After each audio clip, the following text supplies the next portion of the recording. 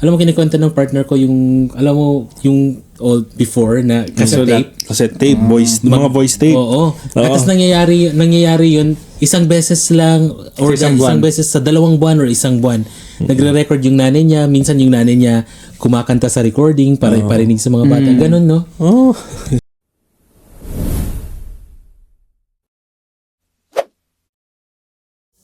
Ay, ano ba naghawak mo? Ayos! Meron na tayong bagong... Maraming salamat, manager. Yes, aming manager. Sa aming manager at producer. Mababa konti. Sarap ng kape ngayon ah. Timpla na ni Box. Ay, kaya Expert pala. tayo sa mga ganyang patimpla-timpla hanggang wala pa tayong sponsor. Dapat pala nagbarista ka. Hindi tayo, nag-upgrade na nga tayo kahit pa paano, hindi na 3-in-1. Hindi na 3-in-1. At least ngayon, ginaganong-ganon na. Mix na yung parang timpla ng buhay natin. Alright. Welcome to Petox! Petics at Tawanan. Kape at Kwentuhan. Episode 3. Ako nga pala si Rage. Ito po si Bok. Ako naman po si Cavs. Ayan. So, ito na ating 3rd episode. At medyo umasenso na po kami. At meron na kaming tatak. Meron na kaming branded merch. Okay. Pati yung kape namin, hindi na 3-in-1. Masarap. Timplado na. At timpla to ni Box. Thank you, Box. Thank you. Sarap. Welcome. Okay. So, kamusta po ang ating week? Kumusta? Simulan natin kay Cubs. As usual. Luto na naman. Lagi nagluluto. Ano bang niluluto mo sa ano? So actually kasi sa trabaho ko, meron kaming 3 days kasi na na regular buffet. Friday, Saturday, Sunday. Okay, weekend buffet. Weekend buffet. Then meron lang kaming mga bar section menu yan. Okay. So kung may order, a la carte, yun. Gagawa tayo So, ng parang a la carte. sa 3 days, same lang siya na menu everyday. Hindi naman same menu kasi kailangan Nagro-rotate yan. rotate. Nagro-rotate. Kailangan, kaso set choice yun. Then meron din kaming per booking na na event, ganyan, birthday, kasal, binyag, meron din kami nun. Anong madalas mong niluluto? Ang paborito kong niluto yung beef stroganoff at saka yung caldereta. Paborito ko yun, Social. Cubs, yung beef stroganoff. Masarap ako magluto nun. Yung merong ano yun? Yung merong cream? Parang White sauce. Masarap yun, lalo na yung gagamitin mong baka is yung medyo may taba. Yan ba yung tenderloin? Wagyu. Yan, mga ganun. Basta yung Pagka tumama ka sa loto, hindi mo pagkakalat na tumama ka, pero may mga clue. Makikita na lang naka-wagyu. Naka-wagyu beef. Gusto kong subukan yung wagyu na isasama mo yung wagyu sa silog. Wag silog. No? Maganda. May nakagawa na ba nun? Wag silog. Okay, tatandaan ko yan. Kapag nagbukas ako ng restaurant sa Pilipinas, meron tayong wag silog. Wag silog. Gaano kaya kamahal? Magkano kaya yun? Depende sa Sa isang order lalo siguro na nasa meron 1,000. ng nabalita ako meron na daw farm ng wagyu sa Pilipinas. Ay, talaga? Sa Zamboanga yata kung di ako nagkakamali. Layo naman. Oo. Ang wagyu Luzon beef, tayo. if hindi ako nagkakamali, dapat yung beef free range. Oo, ganun. Parang free lang siya. Minamasahe pa yata Minamasahe, yan. oo, ganun. Iba rin ba yung mga beef na hindi pinagagalaw? Yun na meron lang silang specific na kulungan. Tapos yung pagkainan nila lalabas lang yung ulo nila. Parang ganun nga Parang yata. ganun. Yun ba yun? Parang ganun ata. So, hindi ko alam talaga. walang masyadong muscle kaya malambot, no? At saka ang alam ko, ang pinapainom sa kanila mga beer. Ganyan, beer. Totoo. Sarap maging Parang beef. Wagyu. Wagyu. Yun nga, nakakatayin ka para sa karne mo. Meron kang time limit. Inalagaan ka nga, minasahe Meron pa ka, akong- pininom ka ng beer. Meron pa akong isang naisip na silog na salmon naman. Salmon ang isabi mo. Parang Salsilog. bakit ng pangalan ng Salsilog, di ba? Nasa kanila na yung Social na mga silog. silog. Ang gandang concept yun. Para dun sa restaurant mo, mga social na silog. Paano pag dalawang, di ba, pag dalawang salmon ang nandun? Yun lang. ulo ng salmon at katawan ng salmon. Hindi na natin pwedeng Hindi sabihin na pwedeng yun. sabihin iyan. Okay, yun po. Ikaw naman po, kuya. Ako, kaya medyo pagod lang ng konti ngayon dahil maghapon kaming nag-shoot sa trabaho. May mga model kami, ganyan. Tapos may production crew talaga. Yung parang shooting talaga. Typical na shooting. Oo. Kasi ano namin yun, content namin para sa social media sa buong taon. Para sa hotel. Para sa hotel namin. Advertise parang ganon. Hindi, content lang Parang talaga ng content. social media. Sa yun inyo, yung sa ipopost group niyo sa nyo, mga sa Facebook. page nyo. Facebook, Facebook Instagram, page, ganun. Instagram, ganun. Yun. Nakakatuwa yung ano. Pagkakagastuhan yun. Oo. Magkano bang umabot? Mga basta mahal. Yun. Pag mga ganyan, no? Maganda. Tapos yung model na, may nakasama kaming model na bata. Kasi parang pamilya sila. Yung scenario, parang pamilya. Yung bata, yun na yata yung bata na nakita ko na napaka-professional. Since 3 years old pa daw siya, parang nag-modeling. siya nasama na talaga sa modeling. Ang galing niya. Nag-believe ako. Iba na rin talaga siguro yung mga bata ngayon. Parang yung knowledge nila about mga bagay-bagay ngayon, yung approach nila towards trabaho, yung eagerness nila to earn money, iba na yung mindset. Unlike before, tayo mga bata, yung ano natin is maglaro. Ngayon, iba na yung mga bata. Upgraded na. Meron siyang baon na pinagbaonan siya ng 50 dirhams. Tapos sinasabi niya, ano bang mabibili ko? Sa pag-English niya, ano kasi siya, Spanish. Pero nag-English siya. Sabi niya, ano bang mabibili ko dito sa 50? Sabi niya, ay, wag kang bumili. Ano bang gusto mong kainin?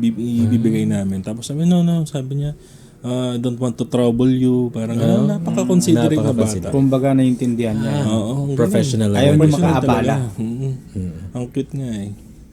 O siya nga pala, itong recording natin, paglabas nitong episode natin na episode 3, tapos na yung Valentine's. Oo. So, may mga, ba kayo? Mga plano kayo for Valentine's? Box? Ako, wala kasi sa Valentine's, mag-a-attend kami ng teachers conference. Oo. Kasama nga yata ako dun eh.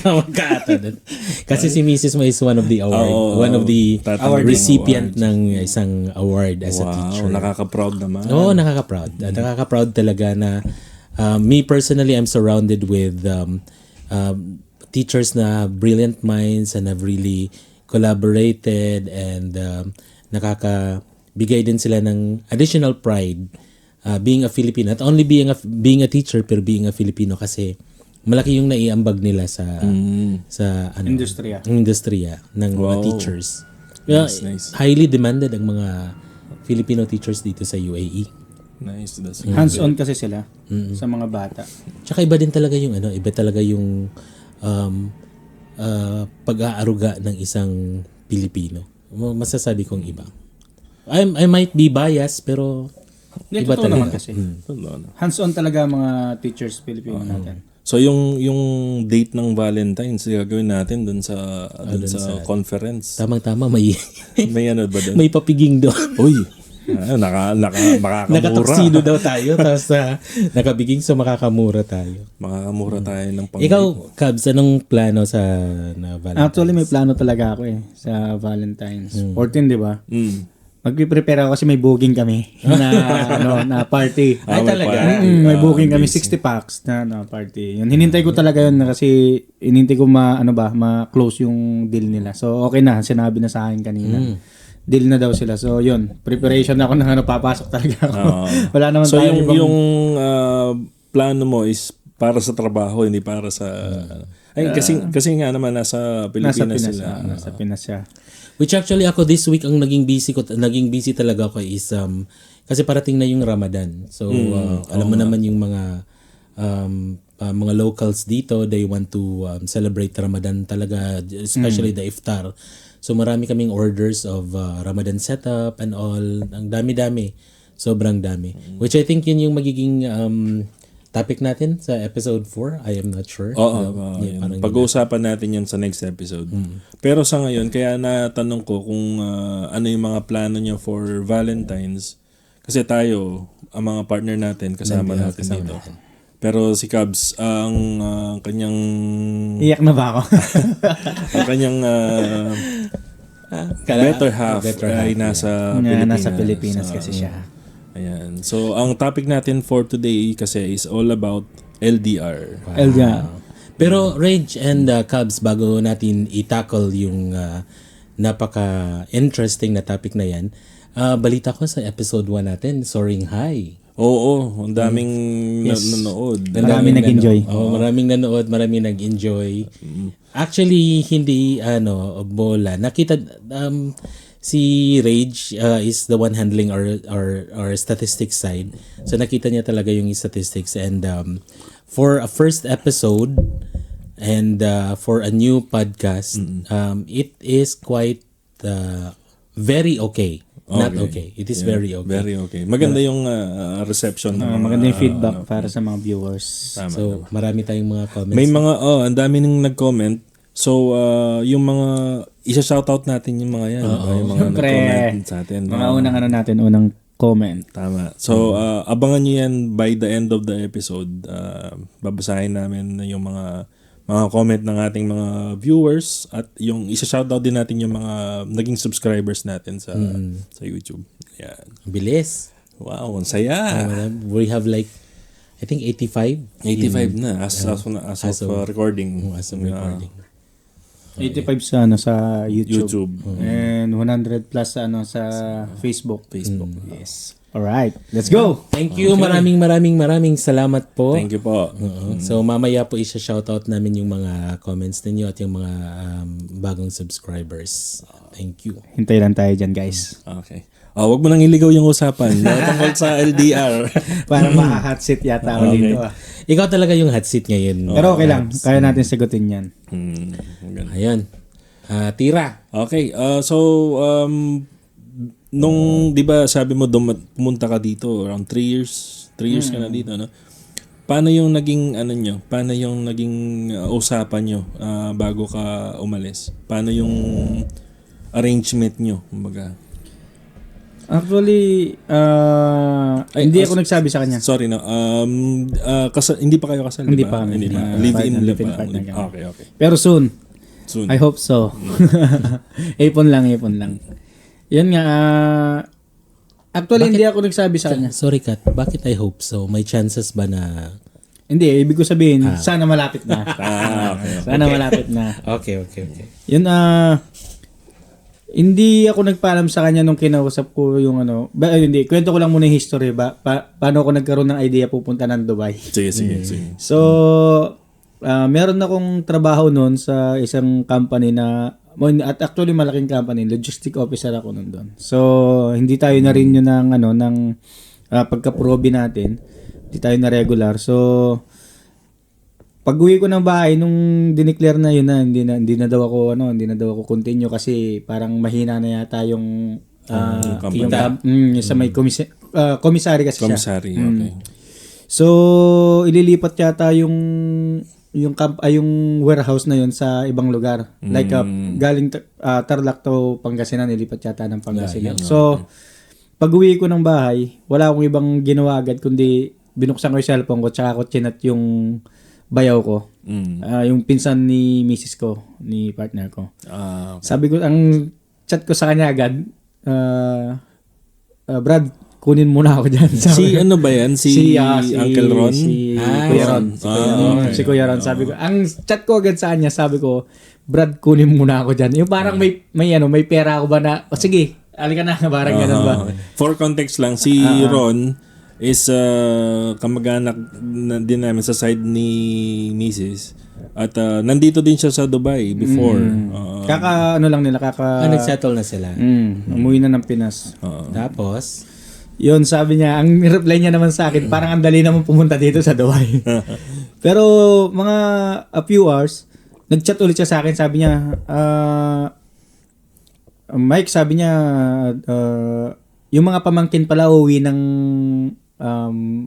April? April ba kayo umuwi no? Nung bago tayo? July. Oh, July, uwi ng July. So, March yun. nung March katapusan yun, nung na-endo ako sa trabaho yun. April, sabi niya, July, uwi yata yung, uwi nga daw kayo. Sabay ka na lang sa kanila kasi magta-Thailand daw sila.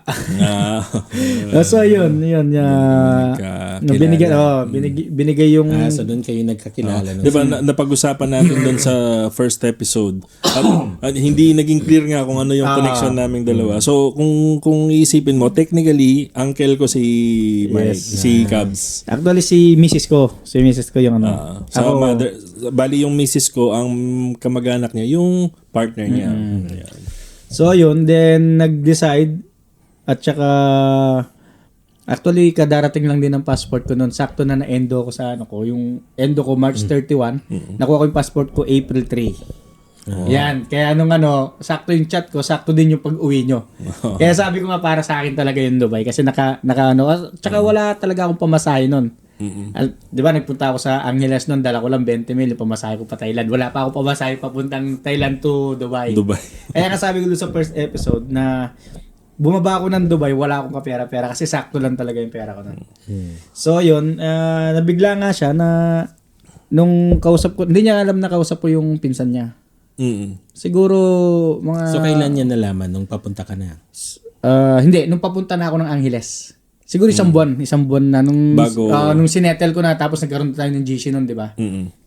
Tapos doon na ako nagsabi sa kanya kasi hindi ako magpapalam, mapunta ako sa Angeles. Anong gagawin mo doon? Di ba, hindi ko alam yung dadailan ko kaya sinabi ko sa kanya, may sasabihin ako sa'yo, sabi ko. Doon mo na sinabi. Bala ko kasing mag-abroad, sabi ko. Kinausap ko yung si kuya mo, sabi ko si Kuya Ron. So, walang reaksyon, kumbaga, natahimik lang muna. Tapos sabi niya sa akin, ikaw kung gusto mong mag-abroad, sabi niya. May anak na kayo niyan, no? Meron na. Actually, 1 taon pa lang yata yung anak namin. 1 year old pa lang. Magkadalawa pa lang nung papunta ako dito. Sige, ikaw bahala kung gusto mong mag-abroad, sabi niya. Siguraduhin mo lang na okay yung pupuntahan mo, sabi niya. Mag-ingat kasi may nangyari kasi noon na bago ako umalis ng Pilipinas, yung mother ko kasi na sa Malaysia. Parang na-detain siya doon dahil na illegal recruiter sila. So, yun din yung inisip nung asawa ko na ayusin mo kasi ganyan, sabi niya. So, yun na, pumayag na. Pero, bago ko sinimulan yung step na yon, pinaalam ko muna dun sa, ayun nga, kay misis ko. Tapos, after a week bago tayo umalis nun, doon ko palang sinabi sa biyanan ko, kay papa ko. Yung siguradong aalis na tayo, may ticket na lahat, ganyan. Okay. Kaya nagulat silang lahat din na biglaan yung alis ko, wala akong sinabihan. Kasi ayoko yung baka ma-jinx. Parang baka maudlot. So, pero Cubs, gusto ko dalhin mo na kami doon sa part na nandito ka na sa UAE noon. Yung long distance na. Paano mo hinandle yung mga first days na hindi mo siya kasama? Actually, of course, no, dahil kailangan ba natin ng tissue box? May tissue box na. Hindi mo tayo iyak dito. Medyo 3 years na tayo dito, hindi pa tayo umiyak sa Dubai. Medyo matibay ang ating loob. So, hindi, so struggle yung yung first week, first month, first year dito, lalo na nung una ako nagpasko at New Year dito. Kasi yun yung unang birthday ng anak ko na wala ko.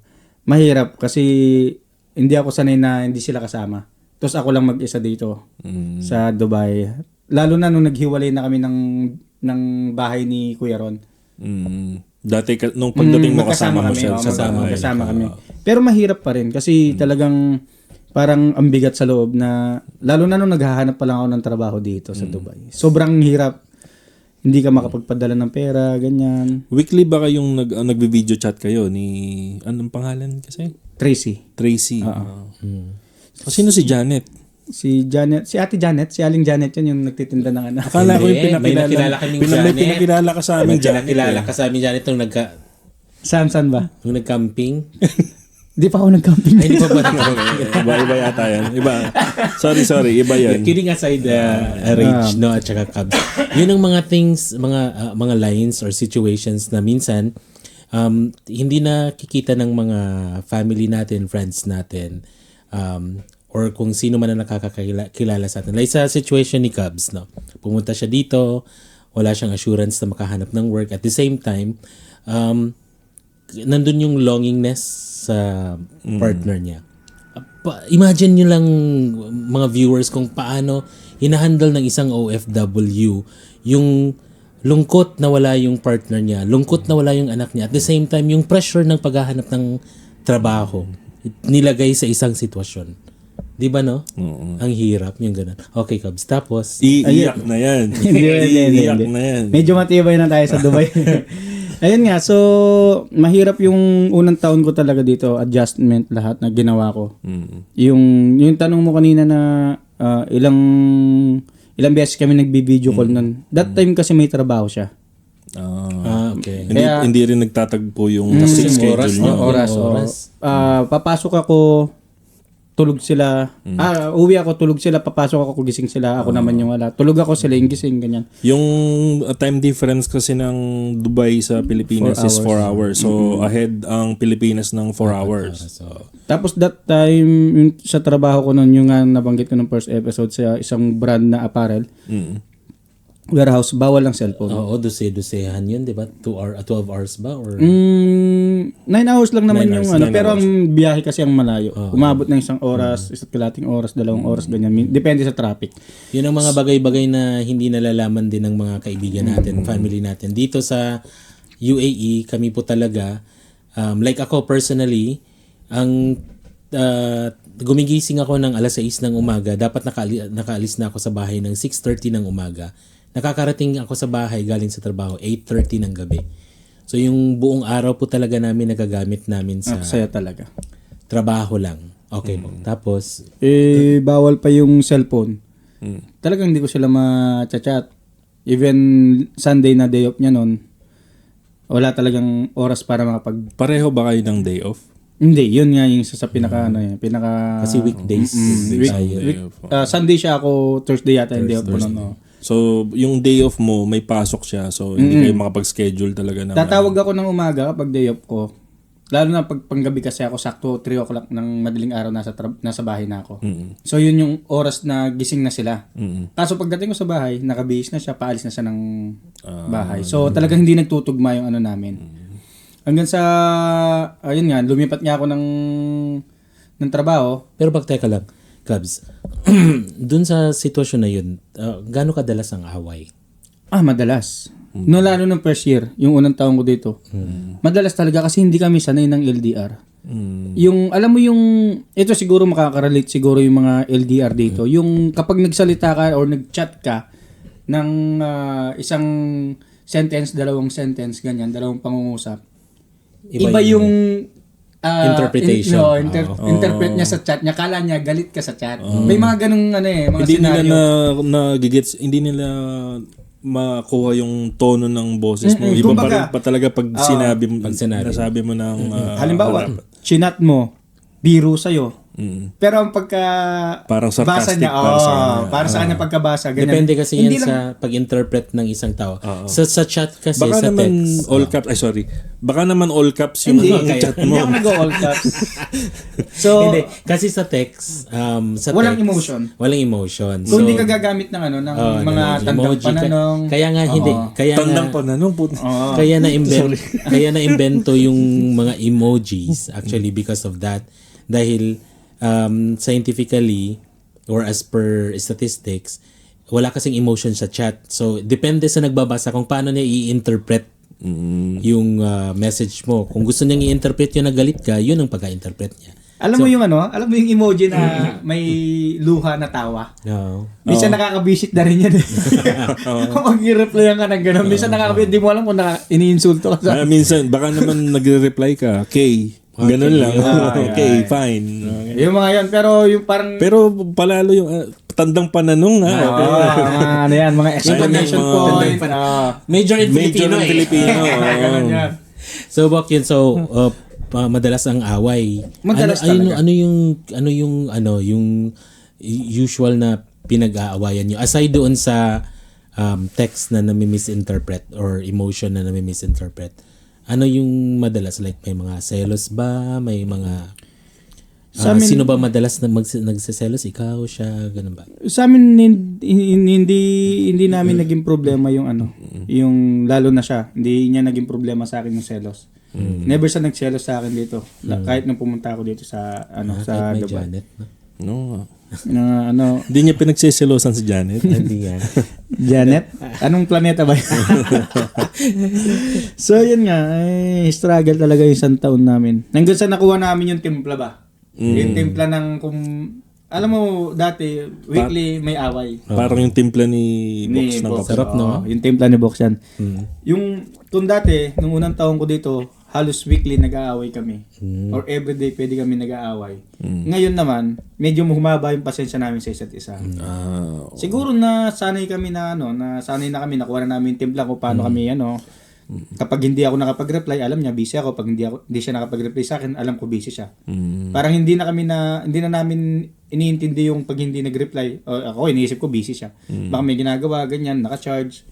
Yung binabato ko na lang yung positive thinking sa kanya. Kaya mga bagay na yon na naiwasan namin mag-away.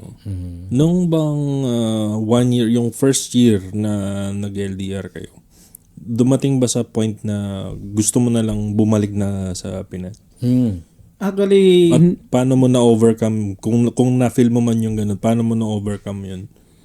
hindi ko naisip umuwi ng Pilipinas. Alam mo naman yung nangyari sa akin nung nawalan ako ng trabaho. Almost 2 months, di ba?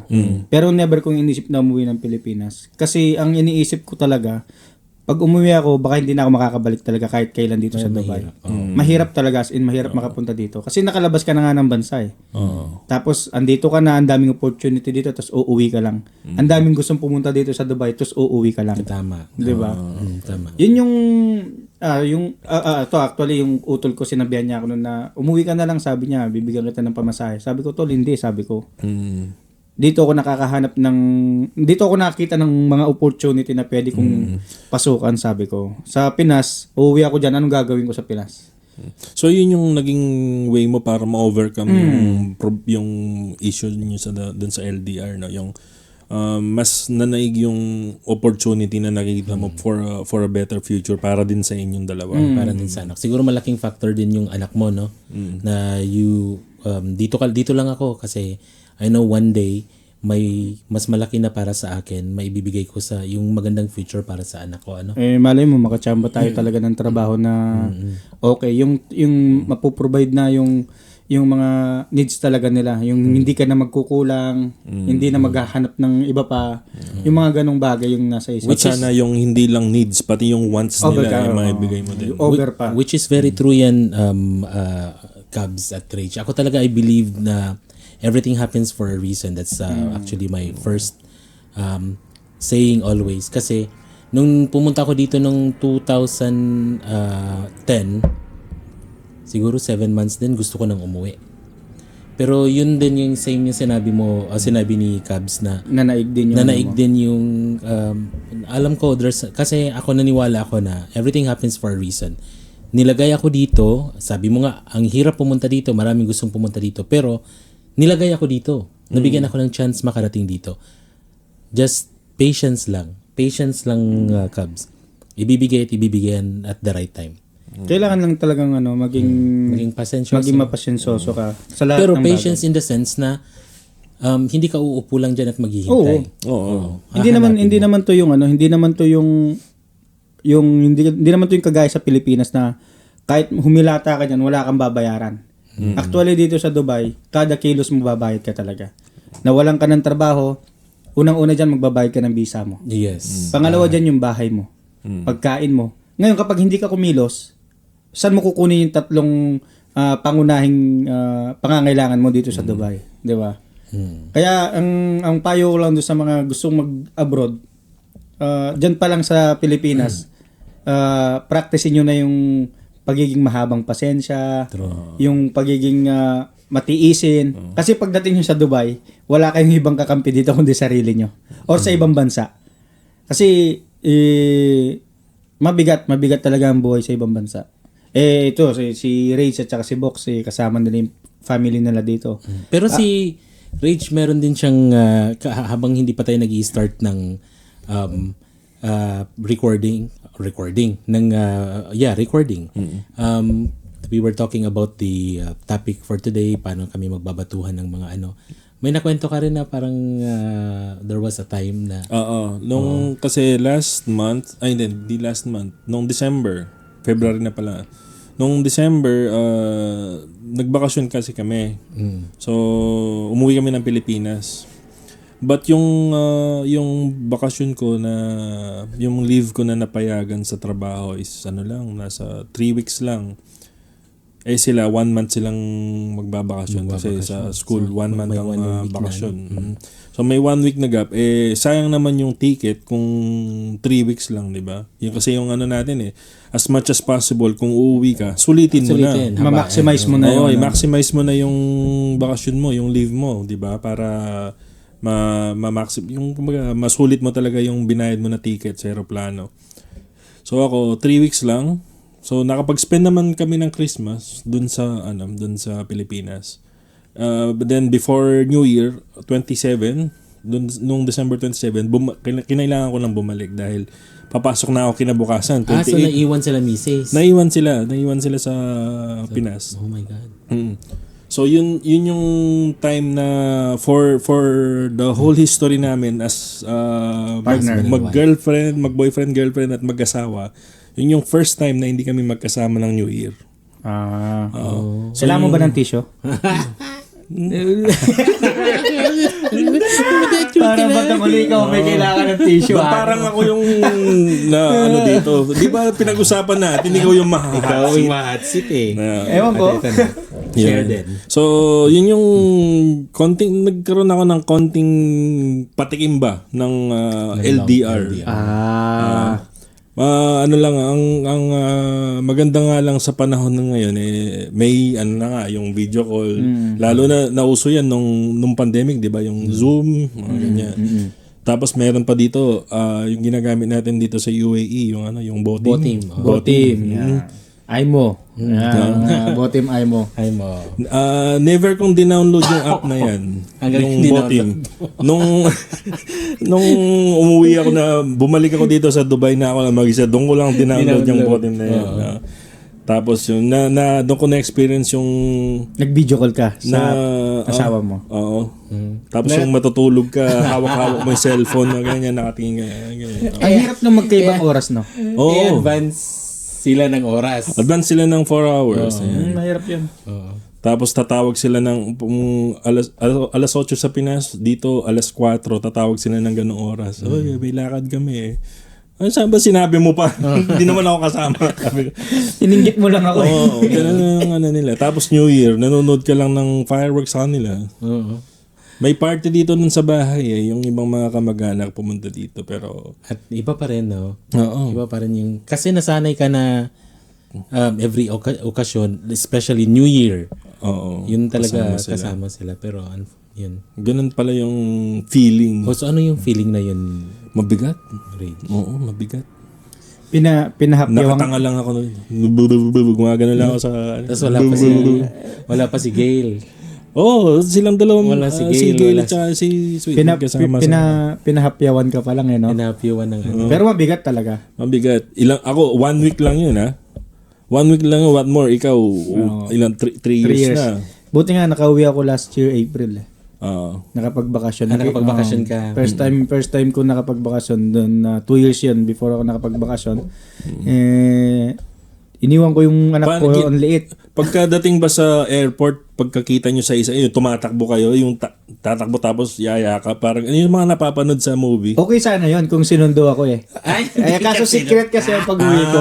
Secret. Ang actually, ayan, pati yung mga mahihilig sa surprise. Hindi, actually talaga, yung misis ko talaga, hindi ko talaga sasabihin sa kanya na uuwi ako. Wala talaga nakakalam as in. Ngayon, nagtatanong na ng sahod ko. Kasi binili ko ng ticket yung sahod. Okay. So yung iuwi kong pera sana, yun yung ibibigay ko sa kanya. Umabot na ng isa't kalating buwan, wala pa yung sahod. Sabi ko, wala pa sahod. Tapos, siguro around March 20, hindi na ako makatiis. Sabi ko, may sasabihin ako sa'yo na binili ko kasi ticket, uwi ako ng April, sabi ko. Kasi hindi ka na nasundo. Oo. Hindi nakatiis. So, hindi, kasi nagtatanong na ng sahod eh. Ikaw nga na sayang ang tattoo. Hindi, wala tayong tato. Ay, wala. Sayang ang itim. So yun, umuwi ako. Hindi nagbigay ng sahod tapos ang entrada niya sa ano, may sasabihin ako. Hindi kaya kinabahan bigla si Tracy sa entrada mo. Yun lang. Di ba? Pero ito more on medyo sensitive na side. Was there an instance seryoso was there an instance na natukso ka? Actually, Or kahit hindi man lang natukso, like tumingin ka sa iba, Tumingin ka kay Janet. sa malayo.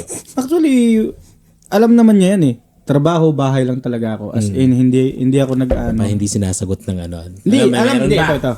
Wala. Trabaho, bahay lang ako. Alam niya yon. Okay. Kaya nag-update. Yun yung alam niya. Hindi, nag-update din ako sa kanya. Pero yung tanong mo sa akin kung natukso ko, hindi, syempre. Hindi. Tsaka, ito. Pero for kahit for- kahit imagination. Alam mo naman dito sa Dubai. Pero hindi sa babaeng sa babae Sa na lalaki? Hindi sa babae na yung iniisip nyo. Okay. Pero wag na natin i-elaborate masyado. Pangit. So yun Hindi kasi ang ano sa kanya, may ang mahirap din kasi sa part ni Cubs. Live-in lang sila eh. Wala siyang unlike sa mga ibang LDR na mag-asawa, may pinanghahawakan silang pero ano. pero sa dami kong nakilala dito, lalo na sa 'di ba? Nagba-vlog tayo ng maliit sa sa TikTok, sa Ako kapag nagtanong na sila sa akin, may anak at asawa ko. Yun ang lagi ko sinasabi kahit sa mga kabahay ko. Talagang may anak at asawa ko. Lagi yun ang sinasabi ko.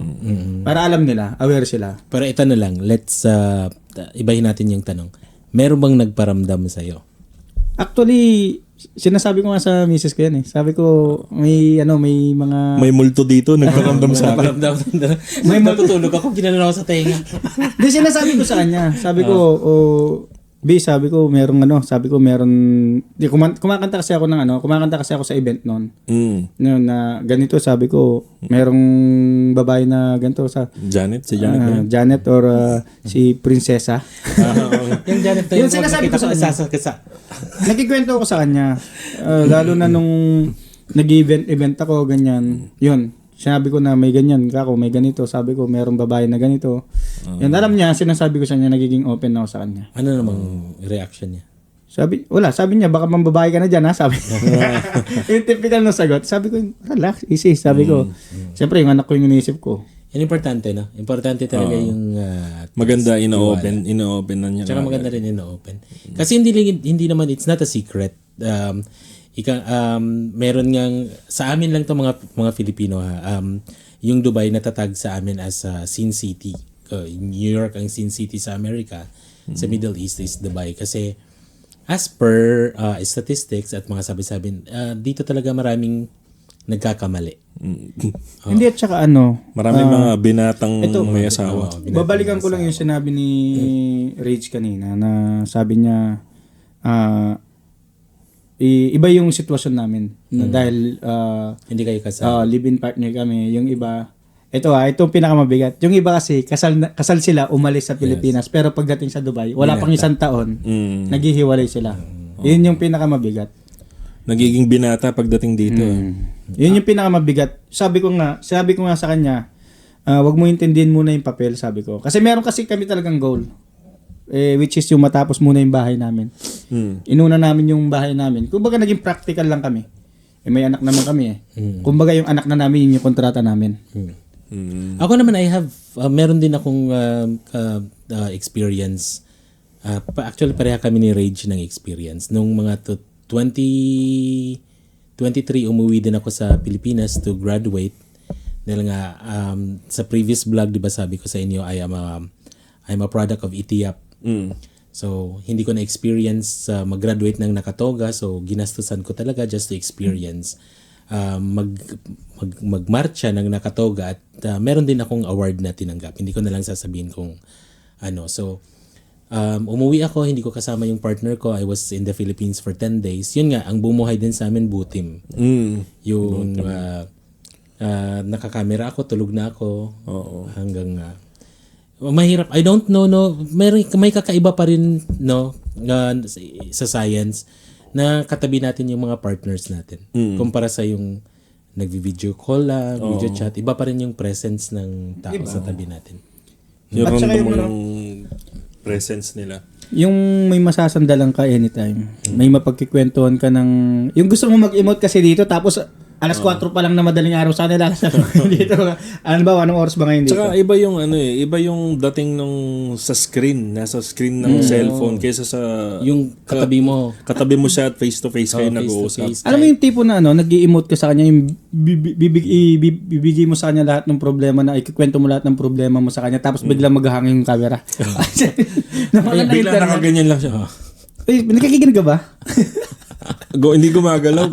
Na bumagal pala yung internet. Tapos siyempre mawawalan ka na ng gana magkwento kasi wala na internet eh. Kaya encourage din natin yung mga viewers natin kung meron kayong mga personal experience ng long distance relationship.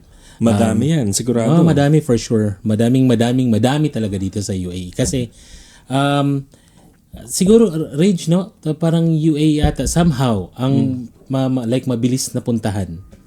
Kaya ng mga Pilipino for a greener pasture or para maging OFW. Kapag galing ka sa ibang bansa.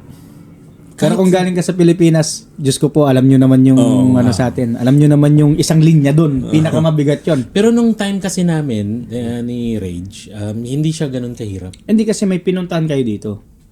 Hindi, wala. Ako pumunta talaga ako dito as visit visa. Wala akong family. Anong pinresent mo? Wala. Sinabi ko lang sasakay ako ng camel. Di legit ba yan? I swear. Nung pumunta ako dito, so nag-call center nga ako, no? Nag-call center ako tapos hindi na sapat yung sahod dahil medyo maano na si mama. So I decided, okay, abroad na to. Hindi na call center. So may classmate ako nun dito. Sabi ko sa kanya, paano ba pumunta dyan? So binigyan niya ako ng insights kung paano. Kasi sige, padala akong pera, bilhan mo akong visa. So, binila akong visa, pinadala sa akin. Pumunta ako dun sa, ano nga tawag nun? Immigration. Hindi, yung isang linya yon. Pero hindi pa kasi ako nung nag-resign sa call center. Pero alam na ng operations manager ko na magre-resign ako. Kasi honest din ako sa kanila ng reason ko. So, may dala akong certificate. Employment certificate. Yung leave. Pero ganun pa rin yung mga immigration. Anong gagawin mo doon? Pupunta kayo doon, maghahanap kayo ng trabaho, tapos pag hindi kayo makahanap, magbibigay kayong problema sa Nirekta mo naman yung mga sinabi. Yun naman talaga. Forward thinking siya. I'm sorry. Pero yun po talaga ang 100% experience ko. Tapos sabi ko, anong gagawin mo dan? Sabi ko, sasakay po ng camel. Experience lang. Makasakay ng camel. Anong trabaho mo dito sa Pinas? Ayun. So binigay ko yung sabi ko, matagal na pa ako dyan. 5 years na. Medyo malaki na yung sahod ko. Ito po yung sahod ko. Ganun. Babalik po ako. Ganun. Okay, sakay ka lang ng camel. So, inulit pa ng immigration officer. Sabi niya, pagdala mo ng camel milk, sakay ka lang ng camel, Kasi ang tawag ko sa kanila, isang linya. Isang linya. Yung pag gumanong ka na sa yung isang linyang yan, merong parang snake ka na yan eh. Snake line yan eh. Alam mo yung tayo, na palis tayo? Pumunta ng Thailand. Ay, kwento ko lang yung kung paano ako nakalusot sa kanila. Sorry. Sorry. Andito na rin naman ako eh. Huwag na kayong Baka hantingin ka. Huwag na kayong huwag na kayong gumawa na. Baka hindi na magawa yan ng ibang mga papunta dito. Hindi, aware naman talaga sila. Aware naman talaga yung mga yan. Kumbaga, siguro, may time lang na yung matatapat sa kanilang isang linya. Marami silang titingnan. Siguro sa akin lang din on my part. Di ba sa luggages kasi ko ay merong small, medium, large.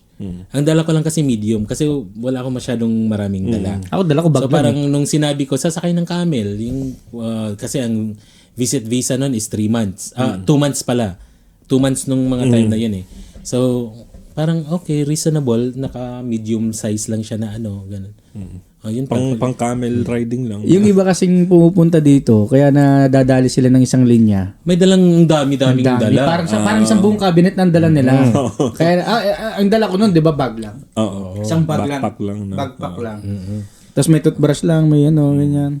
Kaya yun, tayo, sa isang linya, nakalusot Ano tayo. naman, in fairness naman sa immigration, ginagawa nila yon sa part nila dahil gusto lang nilang maiwasan yung mga human trafficking, mga nai-scam ng mga illegal recruitment, mga ganun. At the end of the day, para sa mga Pilipino din talaga. Kasi ito, i-simplify ko lang yung explanation kung bakit yun yung sinabi ko. Pag nakarating kasi dito yung isang Pilipino, tapos nagkaroon siya ng problema, let's say nagkaroon siya ng problema sa immigration dito or nagkaroon siya ng problema kung ano man problema tapos na-detain sila, ang kikilos din, ang kikilos talaga at kikilos diyan is yung gobyerno natin. Yun yung pinaka-iniingatan talaga nila. Kaya kudos din sa mga legit na diyan, na isang linya. Yun lang. Legit naman ako nung papunta ko dito, natanggap naman ako ng trabaho after 2 weeks. Tapos nag-member naman kaagad ako ng OWA. COE? OWA. Overseas welfare. Yung pagbabalik ka na yung pinapakita nating certificate. OEC. Sabi sa akin, no. Sir, may ano na ngayon, may bago na sila yung parang online na lahat. Hindi paperless. Sabi sa akin, no. Papasok ako ng immigration. Gulat ako eh. Sabi sa akin ng immigration officer, sir, kamusta yung business mo? Gumanon agad sa isip ko, sabi ko yung motorcycle parts ito yung pinakita ko last year, sabi ko. Sarado na po. Ang sagot niya sa akin, alam mo 2 years sir, bago ka umuwi. Sabi ko sa isip ko, sabi ko, ano kayang gagawin sa akin nito, sabi ko. Pero hindi na ako nagsalita kahit anong kausap niya sa akin, tumatango lang ako. Yung kumaga, less talk, less mistake. So, sir, sabi niya ganyan. So, isang sinabi niya sa akin, kung wala kang UWC, hindi kita papalisin, sabi niya. Sabi ko naman sa isip ko, meron ako eh.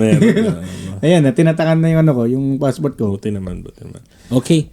Going back sa topic natin about long distance, nag-research ako ng konti, Rage and Vox. So, according sa statistics, okay naman, 58 to 60% of long distance relationships work out. Pero malaki pa rin yung 40% na hindi nag-work out, no?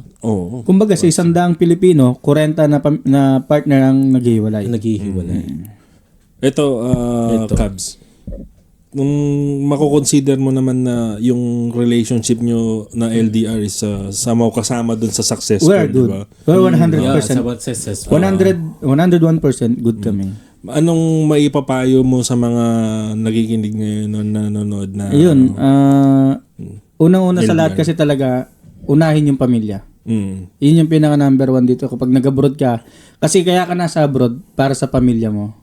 Para mabigyan sila ng magandang buhay, mabigyan sila ng magandang kinabukasan. At saka lagi lang tayong lumaban.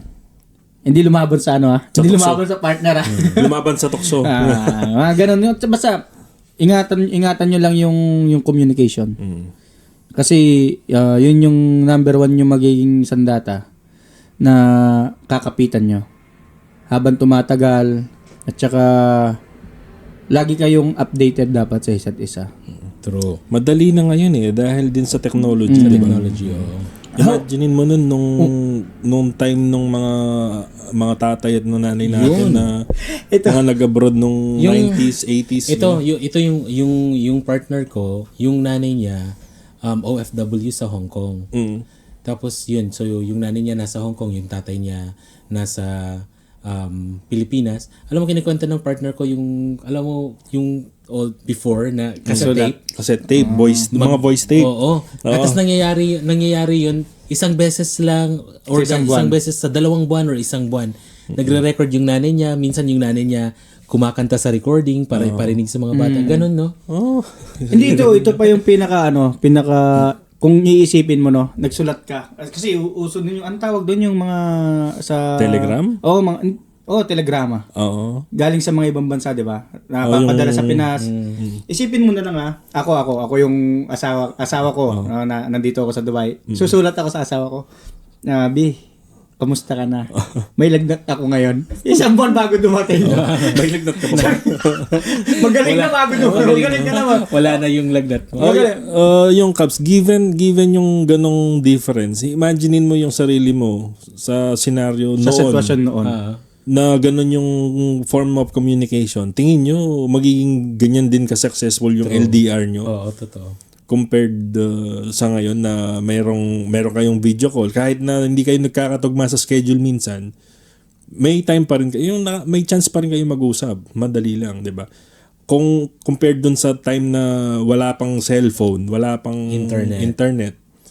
May 'di ba? May parang payphone, yung long distance. Long distance. Meron. Even 1 week siguro pwede mo naman tawagan. Ubus ang pera nun. Mahal yung mahal yung 2 minutes siguro, kamusta na kayo? Kumain na ba kayo? Tut. Sabi ng telepono. Gusto mo magsalita. Ang tagal mo, nagbayad ka ng mahal sa long distance, tatanungin mo, kumain ka na. Na-experience mo yan. Na-experience mo yun. Kami kasi taga-probinsyano. So, yung pupunta ka sa isang telephone... Biber yata yan payphone. Hindi, yung telepono na may mga ano-ano, tapos maghihintay ka doon kasi sabi ng nanay mo, tatawag siya sa mga ng alas tindahan. 12 ng tanghali. Kada tindahan yan. Booth. Tapos yung operator sasabi, long distance call for Ernie Navarro. Ay, ako na yun. Ganun. Grabe. Nakikita ko lang yan sa sa pelikula nun eh. Pero ang magbabayad, yung tumawag. Mm. Hindi ikaw yung magbabayad. Teka, dyan nagkakatalo yung edad eh. Anong year ka pinanganak? Inabutan mo ba yung mga pinagsasabi namin? Hindi, actually may isip na ako early 2000. Before 1999 wala ka pang isip. Medyo natatandaan ko pero medyo laro lang talaga ang ko. Pero early 2000 natatandaan ko na clearly. So yun nga yung mga meron ng internet nun, no? 2000? Wala pa. 2005 cellphone I think. meron na. 2005. Meron Hindi, na. ang cellphone. 4th year high school ako noon. Ang cellphone nun yung 3210. Yun nga. Yun, pero wala pang internet. Lumabas lang yung internet nung nagkaroon ng BlackBerry at saka yung gingerbread time ng meron ng internet pero hindi pa siya internet shop. 2005, 2006 mga ganyan. Meron na. Hindi 2000 meron na. Meron ng Fourth year di ba? high school ako Yung yun, Yahoo Messenger. Oo. Meron na. Oo. Kasi Pupunta ka sa internet shop. may napanood ako noon na yung I Love You virus na ginawa ng Pilipino early 2000. Sinira niya buong ng diba? Buong mundo. So yun nga, balik nga sa sa question ni Rage. Kung yung relasyon nyo or yung sitwasyon mo ngayon napunta noon, sa tingin mo ba? Oo. Kasi nasa paninindigan lang din yan eh. Nasa kung paano ka makontento din na na partner. Hindi rin naman natin alam kung anong nangyari nung mga may partner nung araw na nasa abroad. Hindi rin natin alam kasi sabi niya walang internet, walang camera, walang Facebook, wala lahat. So walang magsusumbong. Katulad ngayon, ang dali lang, picturean lang yung ganyan, tapos isend lang, di ba, madali lang. Hindi rin natin masasabi. Pero ako, siguro, para sa akin, yung anak ko nga, yung sinasabi ko, anak ko yung ko sa kanya, na gustong-gusto ko nakikita silang dalawa na masaya. Ganun. Gusto kong masubaybayan yung anak kong lumaki. Yun lang. Yun nga ang mga factors according dito sa study. Yun yung mga factors na magpapasuccess ng isang long distance relationship. Yun nga, communication quality. So regardless kung yung tape man or telegram or telepono or internet or booting or basta the quality of communication, trust, tapos visit frequency. Fortunately kami dito sa UAE, we get to get to go home every year for a month. So may visit. Standard naman yun dito, diba? Na 30 days per year leave. Pero minsan yung free meron din kasama dapat na free ticket. Pero sa ibang mga companies, every 2 years. Every 2 years sila magbibigay ng free ticket. Very fortunate yung yearly. Like sa amin, yearly po sa amin. Tapos, yun nga, kung may clear ka na plano na one day, magsasama kayo. Yun yung parang panghahawakan ng relasyon na one day, magsasama kaming lalo na sa part mo na hindi pa kayo kasal. So, I'm sure si Tracy naghihintay yan ng may pinanghawakan siya na Iba yung Janet. May, si Tracy. Sino ba pinag-usapan? Si Janet? Si Tracy. Si Aling Si Janet. Tracy. si Tracy na pala. Nasashock ako sa inyo. So, yun po. Kahit naman ako, siyempre talagang gusto ko naman ikasal sa kanya. Gusto kong ibigay sa kanya yung apelido ko. Kasi may anak na kami.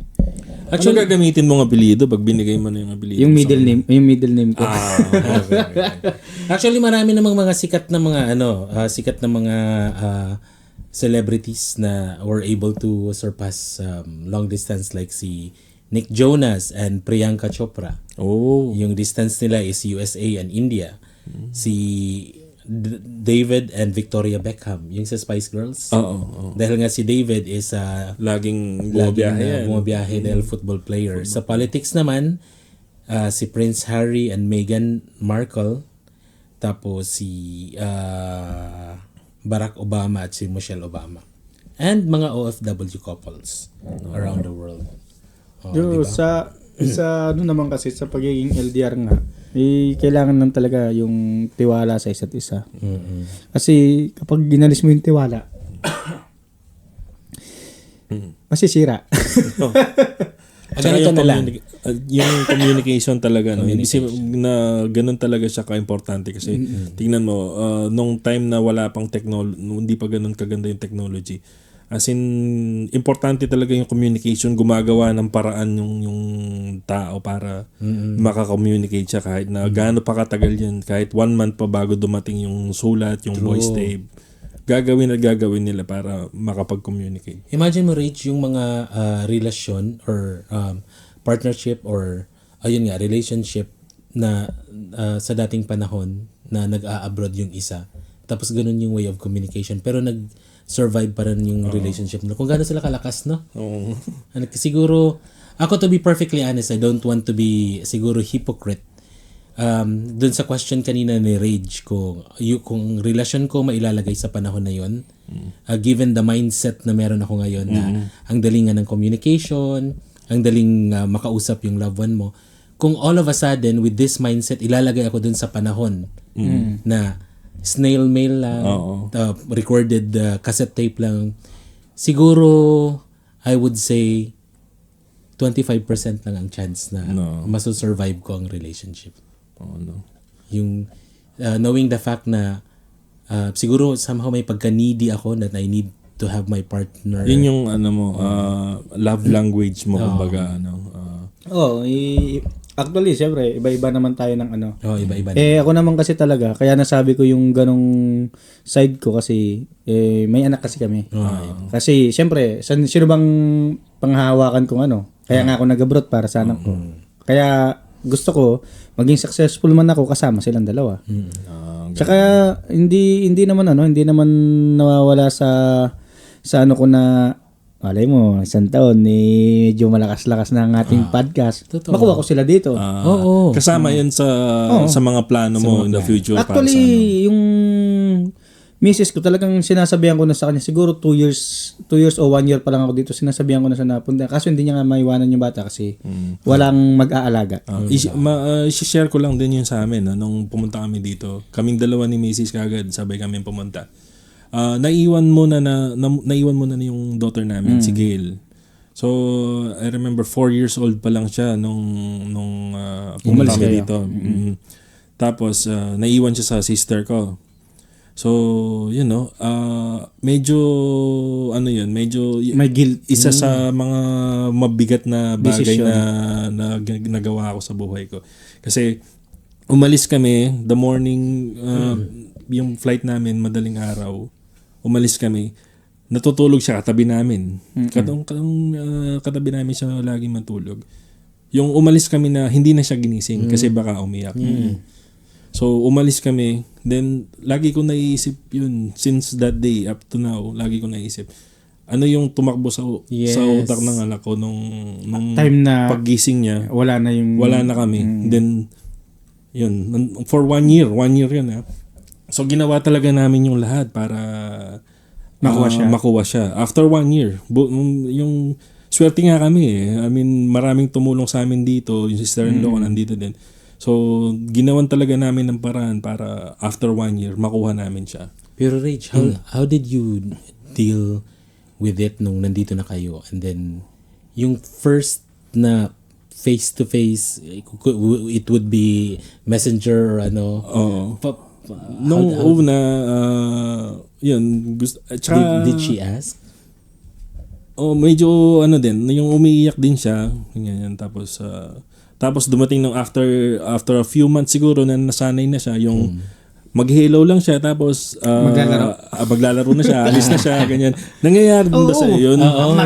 Madalas, no? Nagagalit nga ako sa kanya, sabi ko, di mo love si daddy ha, ayaw mong kausap ha. Yung Pero naintindihan ko. gusto mong makausap siya ng matagal, pero dahil bata nga, di ba? Intindihin mo lang. Iba yung ano niya. Mindset, Ako, laging ganyan kapag tumawag ako. Kunwari, alam mo yung mga bata, ang galing magdahilan. Kunwari, may ginagawa. Kunwari, inaantok, mga ganun. Pero at least, naintindihan ko naman yung ano niya. Kasi bata pa nga, sabi ko, huwag pipilitin yung bata, baka pumayag. Tapos nung 1 year nga, no, bali, umuwi nun si Mrs. Siya yung sumundo kay Gail. Tapos pagbalik ng anak ko, sinalubong ko sa airport. Tapos tiningnan niya ako, tapos hinahawakan niya. Yung ginanon niya yung mukha ko. Tinignan niya pa. Nakikita lang kita dati sa cellphone. Ngayon, live. Parang 3D, 4D experience. Ganun. Ganyan din ginawa sa akin nung anak ko. Di ba, 1 year nga nung iniwan ko siya. Bumalik ako, magpa 4 years old na siya. Ang ginawa ko, sabi ko sa mami niya, bababa ako ng McDo. Sabi ko, paggising niya, punta na lang kayo ng McDo, hintayin ko kayo doon. Tumaan lang sa harap ko. No, hindi kayo nakilala. Hindi ako nakilala. Siyempre, yung, di ba yung McDo, may laruan. May playground sila. So, tumakbo yung bata. Itong nanay niya, itong mami niya, nabol. Kinukuha niya, tapos tinabi niya sa tabi ko. Hindi parang tumitingin sa akin yung bata. So, ang ginawa ko, kumuha ko ng isang fries. Ng fries. Sinusubo ko sa kanya, ayaw niya isubo. Ginanon niya pa yung kamay ko. Ngayon, umalis. Paglingon niyang ganyan sa akin, siguro makakadalawang lingon siya sa akin. So, tinignan niya pa ako. Pinak-check. Actually, nung pag-upo niya dito, sinabi niya pa sa mama niya, kung makikita doon sa video, tinuturo niya ako, parang sinasabi niya may tao dito, may tao dito, ganyan. So, yun, sinubuhan ko. Tapos ayaw niyang kunin. Tapos yung pangalawang subo ko, kinagat niya. Pero umalis. Umalis. Siguro, parang hindi na ako kulitin na itong matandang to, sabi siguro. Pagtingin niya sa akin, ganyan, no? Daddy, sabi niya ganyan, ba't nandito ka? Sabi niya, hinawakan niya din yung mukha ko, hinawakan din niya yung mukha ko. Siguro parang merong ano yun na naninibago, nakikita lang niya before sa screen, tapos bigla ka niya makikita in person, di ba? Maninibago nga siya. Kailangan bigyan sila ng time na mag-adjust. Pero yung sa akin naman, yes, lalaki naman kasi kaya hindi na nag-adjust eh. Hindi na nag-adjust sa akin eh. Basta nasa tabi ko lang siya lagi, ganyan. Ako nagpapatulog sa kanya nung umuwi ako.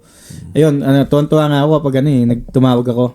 Daddy, kasi may kanta ako sa kanya, ayaw niya nung una. Yung alam yung kuratong baleleng na yung pampatulog ko sa kanya, ayaw niya.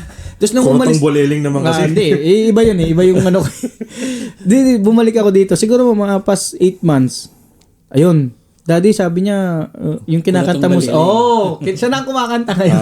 Alam na niya. Natatandaan niya yung ano ko. Kaya meron na akong signature sa kanya na pampatulog nun. Ayaw niya pero ilang minuto lang tulog na. Ganun bang senaryo? Ayos. So yun po ang ating mga kwentong long distance relationship. At ngayon, dumako naman tayo sa ating segment na ano ang pipiliin mo? Ding ding ding ding. Teka muna, baka tayo dumako, encourage natin ulit sila to, baka meron kayong ma-share ng mga stories din about your long distance relationship. Tama. Para din mabasa ng iba nating mga viewers yung mga experiences ninyo, how did you go about it, paano nyo hinandle, paano nag-succeed. Pa-share lang po sa ating... mag-comment lang po kayo. Comment Yes. lang kayo sa mga socials namin, Facebook, Instagram, sa YouTube, Spotify, nandyan din kami. Yan. So yung mga sagot nyo, babasahin namin sa mga future recordings. Tsaka kung meron kayong mga naiisip na na topic na pwede din namin kumbaga mag-comment lang kayo kung anong gusto niyo topic, then pipili kami kung anong pinakamalupit na kwentong topic yan. Pagkakwentuhan natin. Ayan. So, ano na tayo? Sa ano ang pipiliin mo? Dung dung dung dung. Ito specifically for Cubs. Sa akin na naman. Siya lang yung LDR dito. Eto Kabs, may dalawang senaryo. Tingin ako sa camera. All expense paid na 30 days in a year para makasama mo yung pamilya mo, or all expense paid na weekend monthly. Isang weekend lang per month for 12 months. So, guess ba yung Ulitin mo nga. Medyo nag-loading ako dun. bibigyan kanila ng, pipili ka, isa lang dito, yung bibigyan kanila ng bakasyon for 30 days, all expense paid, or all expense paid din, pero isang weekend lang, 3 araw, Friday, Saturday, Sunday, Uwi sa ako ng isang Pinas. buwan. Per month. Per month. Per month kang pwedeng umuwi, pero tigta 3 araw lang. Siyempre doon ako sa 1 month. 1 month. Oo, pagod yun. Bakit? Pagod yung 3. Ang biyahe pa lang 9 hours na. Papunta pa ng Tarlac 3 hours na. Yung 2 araw lang doon sa weekend mo, biyahe lang eh. No? Sila bigyan ko, gawin ko sa kanya. Hindi. Gawin natin yung ganitong sitwasyon. Parang sabihin natin 2 hours lang ang biyahe pa Pinas. Oh, syempre. Kung libre lahat. Libre lahat. Okay yun. Bali, ang question ni Rage is, pili ka. Isang buwan, libre lahat. Isang buwan sa isang taon, libre lahat. Or 3 days. 3 days kada per buwan. Hindi. Ganito na lang. Baguhin natin. Kung dito tayo, hindi ako papayag. Ganito. Baguhin natin. Palitan ko yung question. Yung 30 days in a year, walang libre. Gastos mo lahat. Pati pocket money mo. Ganyan. Pero yung 3 days in a month, bayad lahat. Mayroon ka pang pocket money. Ano yung pipiliin mo? Yan. Considering 2 oras lang ang Pinasa. Kailangan pa talaga umuwi. Oo. Doon tayo sa tigti 3 days. Hindi ako uwi ng Pilipinas. Ang layo. Hindi, Ang layo uuwi talaga. ka nga. Ang layo nga. Hindi ka pwedeng hindi umuwi, uuwi ka. Pili. Araw lang ako doon sa Pilipinas. 2 hours lang ang travel. True, uuwi ako kung 2 hours lang. Bali, sasakay ka ng Biyernes ng gabi. Din ng Biyernes ng gabi din. So meron kang Saturday, tapos Sunday ng gabi. Akala ko magiging tanong ganito. So 1 year, bibigyan ka ng isang buwan na paid lahat ng expenses. Hindi. Pati yung sahod mo. Pinalitan nga natin eh. Hindi nga, ito nga. Ako nga magbibigay sa inyo ng ano eh. Yung tanong eh. Sige. Tapos, hindi ka papauwi ng 2 years. Pero, hindi ka papauwi ng 2 years. Pero, yung 2 months na bakasyon mo ibibigay, tapos paid lahat. Mga ganun. By 2 years kang di uwi, pero yung 2 months mo, bakasyon, paid din yung 2 months mo na Napaka-easy naman. Of course, kukunin ko yan. Oo, kahit Mabilis lang yung 2 years. Oo, hindi mo Pero ikaw, Pero yung yan nga, sa uniform yung question natin para din makapag-join yung mga viewers. sige.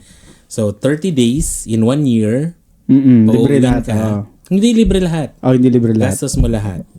Or, every week kang uuwi, 3 days. every weekend, 3 days, libre Ano yan lahat. 3 days in a month lang. Isang weekend lang sa isang buwan. Hindi siya every week. Syempre, doon na tayo kung 2 hours lang ang biyahe. Uwi ako. Libre lahat eh. Libre lahat. Oo, uwi Eh, ako. kung yung normal na time lang ng biyahe, Dito 9 hours. 9 wag hours. na. Yung, Papagurin ko lang yung sarili ko. yung 2 araw biyahe mo lang. Baka mamaya pagdating ko doon, tulog lang ako, babalik na ako dito eh. Pero kasi ang ano nun, kung ikaw ba, Box, kung ikaw yung Sandali nagbibilang. Binibilang ko nga. Kino-compute. 3, 6, 9, 12, 15, 18, 21, 24, 27, 30, 33, 36.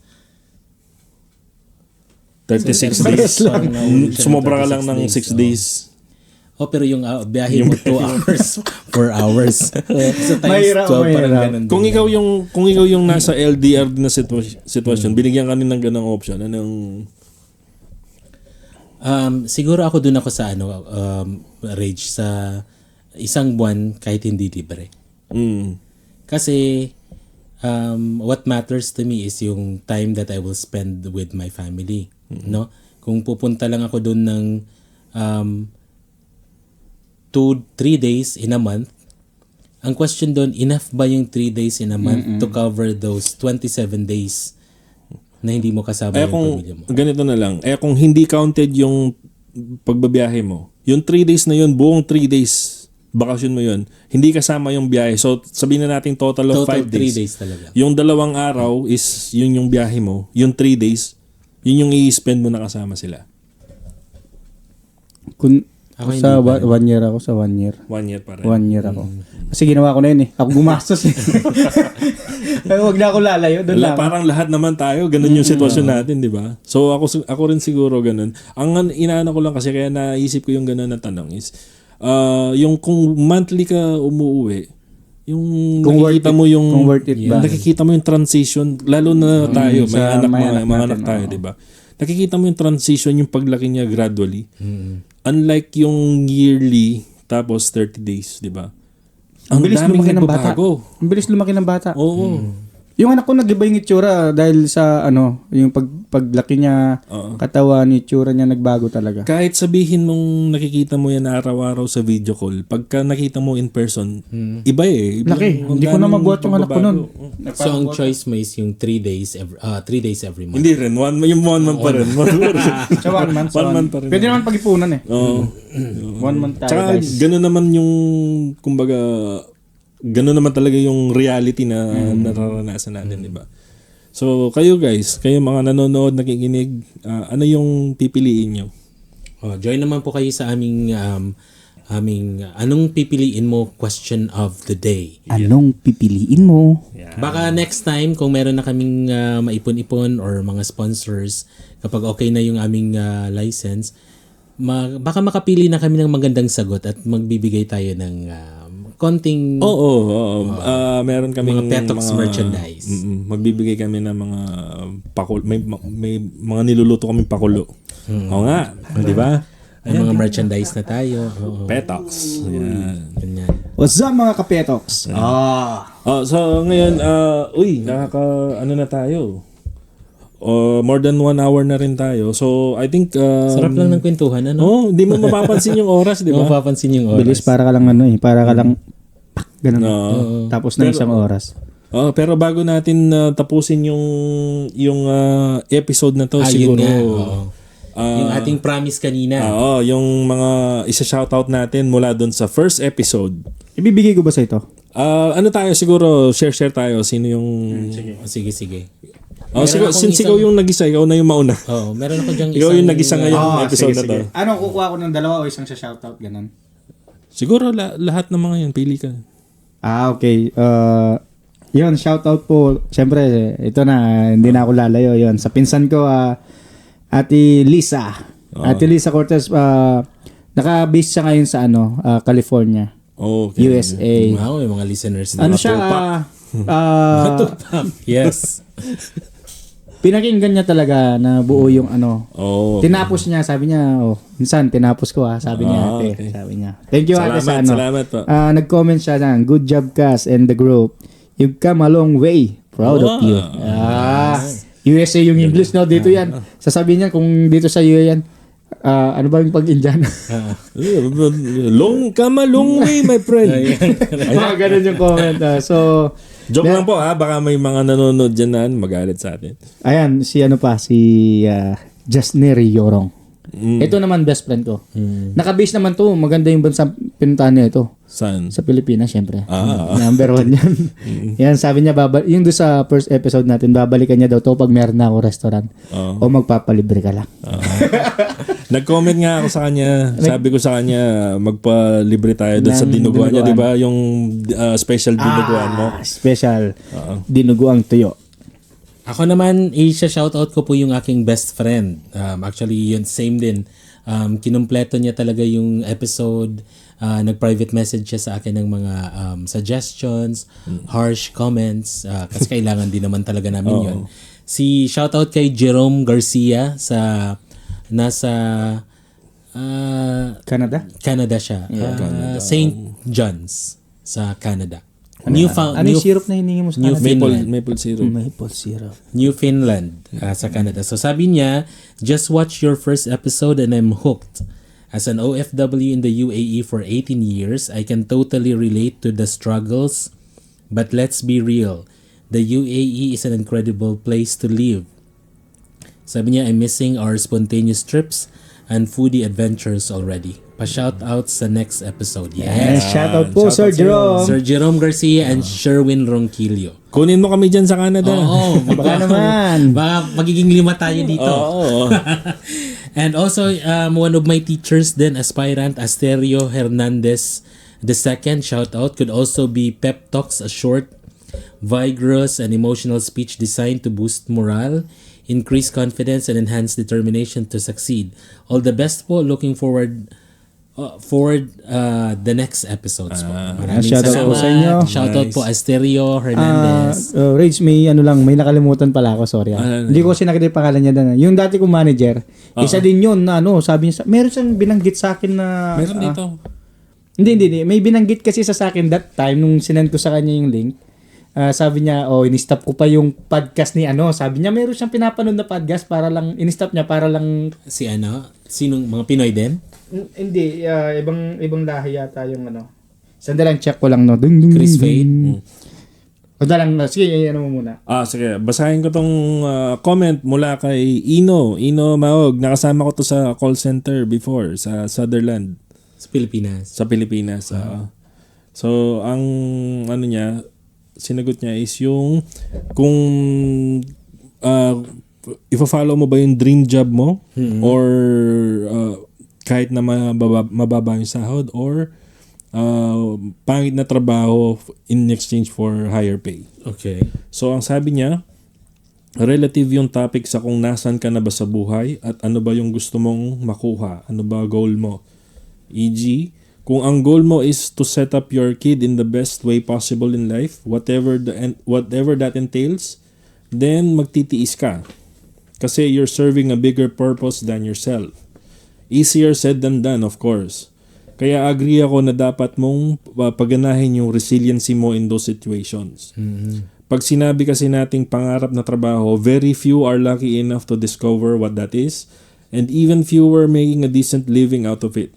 Pwedeng gusto mo pang tugtog, pwedeng gusto mo pagtugtog, pero kung naging show band ka naman, tapos araw-araw mong ginagawa, it slowly becomes mundane. Yes, correct. That's so true.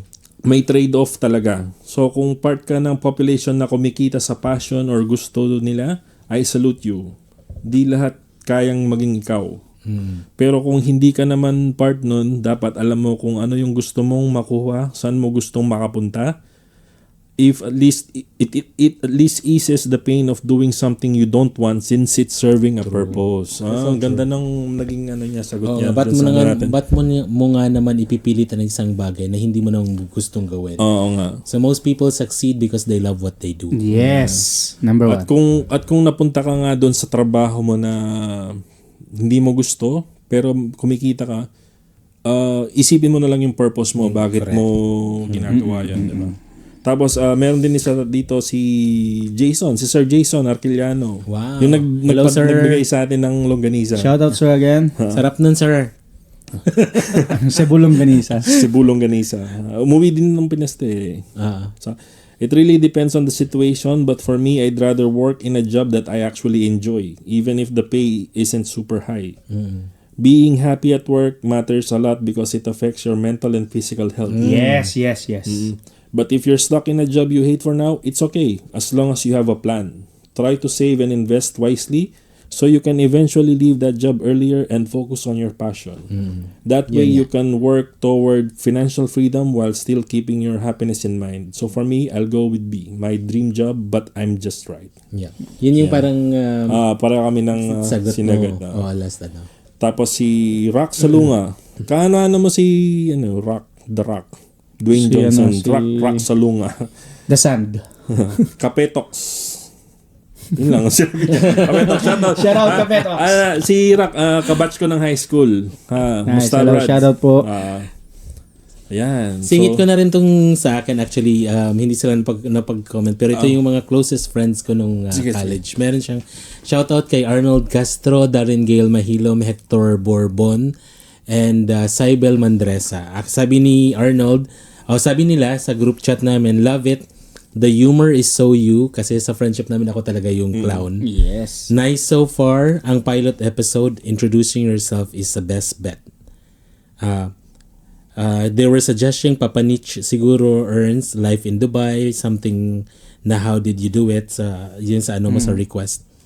Life of an OFW and what were the realization nung naging OFW ka. So, yan. shoutout po sa mga the best friends Shoutout ko. po sa inyo. Maraming salamat. Okay. Ayun, yun nga, yung shoutout ko lang si Sir Dan. Transfiguration. Transfiguration. From Canada din. Wow, So, marami ayun. tayong, may mga audience pala tayo from marami. Canada. So yun nga yung sinabi ko, sabi niya, inano niya pa daw yung podcast ni Jay Shetty. Oo, JJ, yung inspirational something siya. Inspirational Pinost speaker niya ako. muna daw para matapos yung ano na. Thank you, Sir Dan. Okay. And ang Salamat, ganda Sir ng Dan. ano niya, ang ganda ng feedback niya. Si Sir Dan, isa siya sa naging pinakamabait na manager ko sa Jollibee that time. Oh, okay. Way back 2017. Uy, may na-mention na brand. Hindi. Big brand naman yan eh. Parang Jollibee. Parang Jollibee lang na. It's more of a solicitation. Shoutout sa Sir Dan. So, since may mga audience pala tayo from Canada, shoutout sa mga pinsan ko sa Canada. Kunin nyo na kami. Nagbubukas na ulit yung Canada. Ayun din, shoutout ko na rin yung mga new subscribers Sa YouTube. sa YouTube na Sport Corner PH. Wow, salamat. Jello Soriano, Tisti, Si Jello Soriano, kasama ko din yan dati sa call center. at shoutout po kay Tisti and Tin Masagka, Eli June Entero. Inspiran ko yan. Hello po, shoutout po sa inyo. Apple Grace Shopko. Shopko. Yan. Kay Mark Brian Cortez Tolentino, apo ko to. Apo? Apo mo.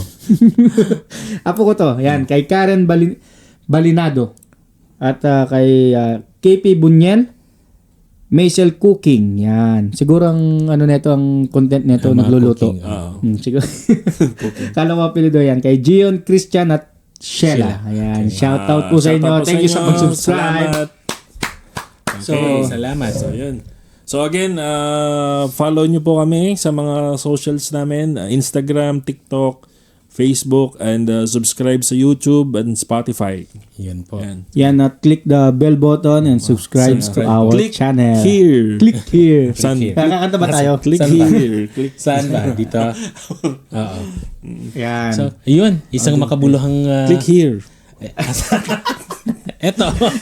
Yan. Click here. Yan. Yan. Isang makabuluhang kwentuhan na naman po ang naganap. Sana po ay nag-enjoy kayo at kita po tayo sa susunod na episode. Yes, once again, this is Cubs. My name is Box. And I'm Rage. And this is Petox. Maraming salamat. Batibot. Bye-bye. Bye guys. Ayun, ang sarap ng kwentuhan. Init ng tenga ko. Walang break na yun eh. Pwede mo pang i-include yung ending. Yung ganun.